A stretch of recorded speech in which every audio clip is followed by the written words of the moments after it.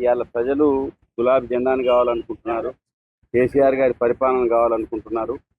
రేపు వరంగల్ సభ ఒక స్ఫూర్తివంతమైన, ఒక చారిత్రాత్మకమైన నిర్ణయాలు తీసుకునే సభగా తెలంగాణ భవిష్యత్తులో ఏ రకంగా టీఆర్ఎస్ ఏం చేయబోతుందో చెప్పే విధంగా ఒక పెద్ద ఎత్తున ఈ వరంగల్ సభ ద్వారానే సందేశం ఇవ్వబోతున్నాం. ఇవాళ ఏ గ్రామం పోయినా కూడా కేసీఆర్ గారిని ప్రజలు కోరుకుంటున్నారు.